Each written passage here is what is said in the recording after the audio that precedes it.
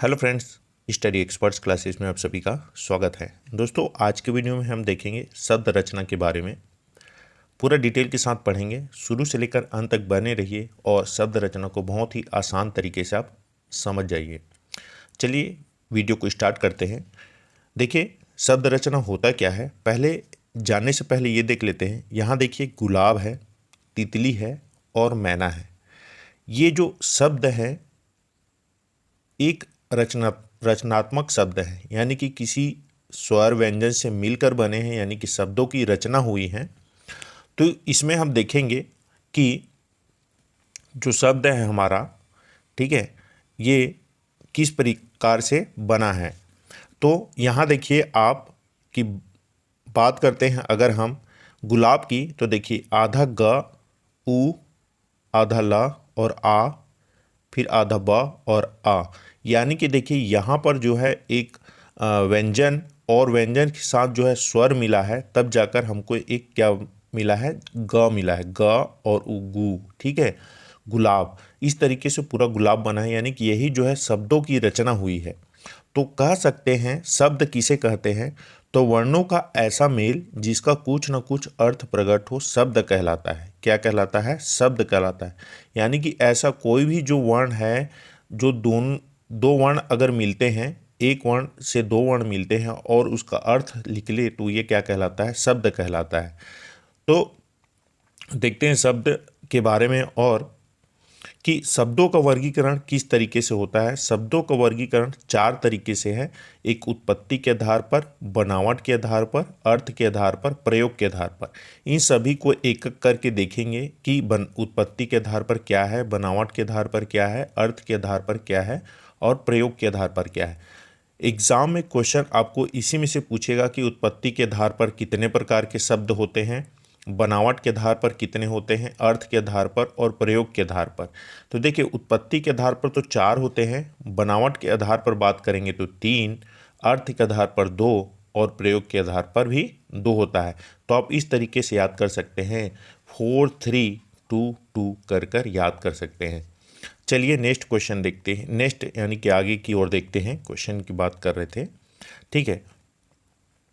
देखिए अगला है उत्पत्ति के आधार पर देखेंगे। पहले उत्पत्ति के आधार पर किस तरीके से होता है। एक होता है तत्सम, तद्भव, देशज और विदेशी। तो ये उत्पत्ति के आधार पर हो गया। बनावट के आधार पर देखेंगे, फिर अर्थ के आधार पर देखेंगे, फिर क्या है, प्रयोग के आधार पर देखेंगे। तो देखिए यहाँ पर बात करते हैं अगर तत्सम शब्द की, तो तत्सम शब्द जो शब्द संस्कृत भाषा से आए हैं तथा जिन्हें ज्यों का त्यों प्रयोग किया जाता है, उन्हें तत्सम शब्द कहते हैं।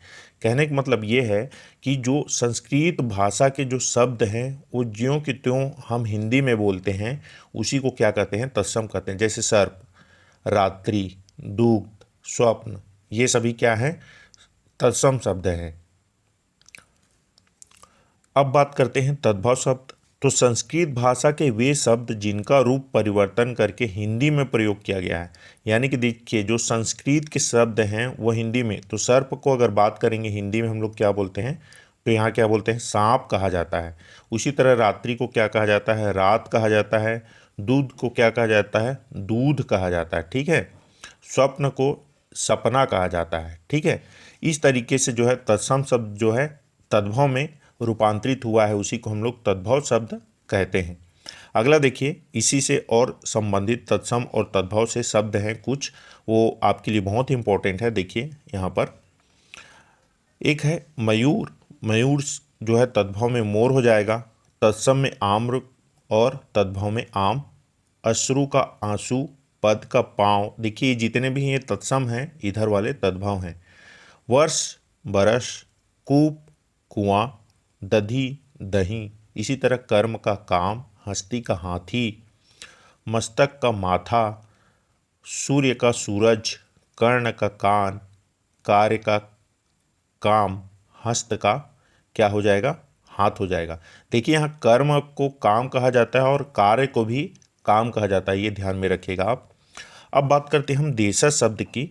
तो देशज शब्द देखेंगे, देशज शब्द क्या होते हैं।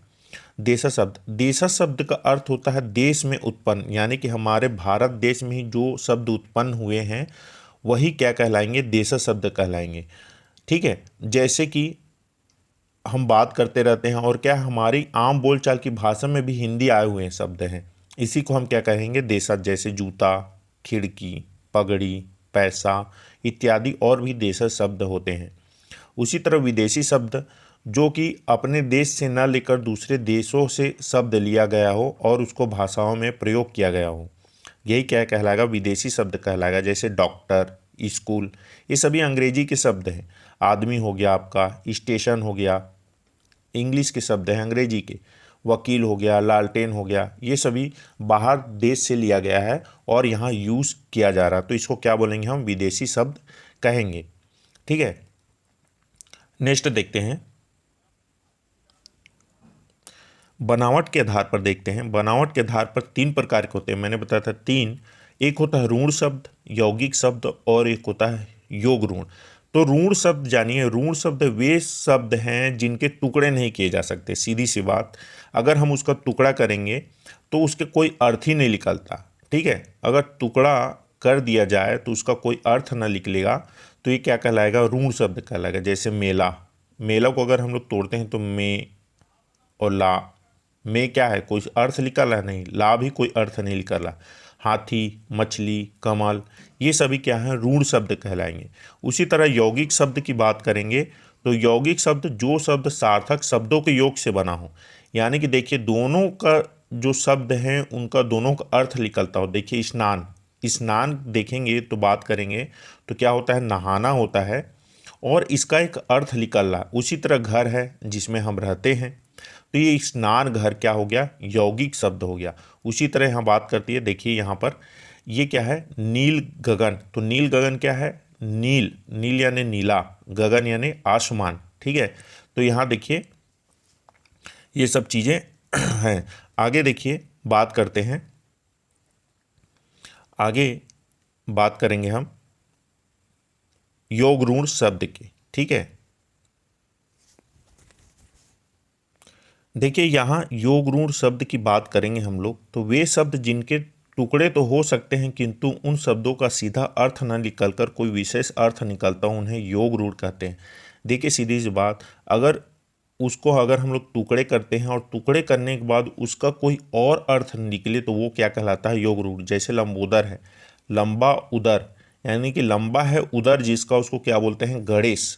ठीक है, यानी कि तीसरा अर्थ लिखा रहा। नीलकंठ, नील और कंठ, नीला है कंठ जिसका, यानी कि शिव जी, भगवान भोलेनाथ। ठीक है, अगला है पंकज, पंक धंजा, पंकज यानी कीचड़ में जन्मा, यानी कि क्या होता है, ये कमल होता है। तो इस तरीके से जो योग ऋण शब्द हैं जिनका हम टुकड़े करेंगे और उसका अर्थ तीसरा निकले, वो क्या कहलाएगा, योग ऋण शब्द कहलाएगा। अगला देखिए, इसी में बात करते हैं अर्थ के आधार पर। एक होता है सार्थक शब्द और एक होता है निरर्थक शब्द। तो सार्थक शब्द वे शब्द जिनकी निश्चित अर्थ का बोध होता है, वो क्या कहलाता है, सार्थक शब्द कहलाता है। आकाश, घर, माता, विद्यालय, पुस्तक, गमला, ये सभी सार्थक शब्द हैं। और निरर्थक शब्द वो होंगे, मान लीजिए आकाश को हम इस तरह लिखते हैं, का स अ, तो ये कोई अर्थ निकल रहा है, कोई अर्थ नहीं निकल रहा है, इसका मतलब ये निरर्थक शब्द है। तो जैसे यहाँ पर देखिए वाकाश, ठीक है, वाल, पुस्तक, वमला, ये सब कोई अर्थ ही नहीं निकलता, ये निरर्थक हो गया। तो अर्थ के आधार पर कितने हो गए, 2 हो गए, एक सार्थक हो गया और एक निरर्थक हो गया। अगला देखते हैं, अगला बात करते हैं कि प्रयोग के आधार पर 2 होते हैं। कौन कौन से होते हैं, एक विकारी शब्द होते हैं और एक अविकारी शब्द होते हैं। तो विकारी शब्द वे शब्द जिनमें लिंग, वचन, कारक अथवा काल की निर्धारण परिवर्तन आ जाता है, उन्हें विकारी शब्द कहते हैं। संज्ञा शब्द जैसे माता, बच्चा, लड़की, पाठशाला, घर, ममता, बचपन इत्यादि जो है संज्ञा शब्द के विकारी शब्द हैं। सर्वनाम में जैसे मैं, तुम, हम, आप, यह, वह, आपका, हमारा, तुम्हारा इत्यादि। विशेषण शब्द में बात करेंगे तो सुंदर, अच्छा, बुरा, नीला, कठोर, मीठा, कड़वा, गोल इत्यादि। क्रिया शब्द की बात करेंगे तो सोना, खाना, उछलना, चलना, हंसना, ये सभी क्रिया शब्द के अंदर आएंगे और ये विकारी शब्द कहलाएंगे। अगला देखेंगे अविकारी शब्द। अविकारी शब्द वे शब्द जिनमें लिंग, वचन, कारक अथवा काल का कोई परिवर्तन नहीं होता। देखिए यहाँ पर क्या हो रहा था, परिवर्तन आ जाता है, इसमें कोई परिवर्तन नहीं आता। तो देखिए इसको कैसे देखेंगे, इसमें जान जाइए, है ना। इन्हीं में से क्वेश्चन बनता है आपके एग्जाम में। जितने भी बता रहा हूँ बहुत ही इंपॉर्टेंट है, ध्यान से समझिए। अगर वीडियो आपको अच्छा लग रहा तो वीडियो को लाइक करें, शेयर करें अपने दोस्तों के साथ। और अगर आपको समझ में नहीं आ रहा तो वीडियो को फिर से शुरू से लेकर देखिए, फिर आपको समझ में आएगा। चलिए देखिए, अविकारी शब्द वे शब्द जो हैं कोई परिवर्तन नहीं होता। तो क्रिया विशेषण शब्द तेज में कोई परिवर्तन नहीं, धीरे, अधिक, थोड़ा, अचानक, ये सभी क्या है, अविकारी शब्द है। संबंध बोधक में के पास, के साथ, के सामने, के नीचे। समुच्चय बोधक में तथा, यथा, अथवा, बल्कि, इत्यादि। ठीक है। विस्मयादि बोधक में हाय, अरे, वाह, आ, ये सभी। निपात शब्द होते हैं ही, भी, तो ये सभी क्या होते हैं, अविकारी शब्द के अंतर्गत आ जाते हैं। देखिए अब इसके बारे में थोड़ा सा जान लेते हैं, एक बार थोड़ा सा रिवीजन कर लेते हैं। ठीक है। वर्णों के सार्थक मेल को क्या कहा जाता है, शब्द कहा जाता है। बहुत ही बार एग्जाम में पूछा जा चुका है, तो बहुत ही इंपॉर्टेंट है, ध्यान में रखिएगा इसको। शब्द को 4 आधारों में बांटा गया है। एक उत्पत्ति के आधार पर, तो एक तत्सम, तद्भव, देशज, विदेशीस। बनावट या रचना के आधार पर ऋण शब्द, यौगिक शब्द, योग ऋण शब्द। अर्थ के आधार पर सार्थक और निरर्थक। प्रयोग के आधार पर विकारी शब्द और अविकारी शब्द। इस तरीके से जो है शब्द विचार जो है आज हमने इस वीडियो में कंप्लीट कर लिया। तो दोस्तों, अगर ये वीडियो आपको अच्छा लगा तो वीडियो को लाइक करें, शेयर करें अपने दोस्तों के साथ, और हमारा ये चैनल आपको अच्छा लगा हो तो सब्सक्राइब करके जाना ना भूलें। और ऐसे ही हम आपके लिए नए नए वीडियो आपके लिए लाते रहेंगे। धन्यवाद। आज के लिए मिलते हैं नेक्स्ट वीडियो में अच्छे टॉपिक के साथ।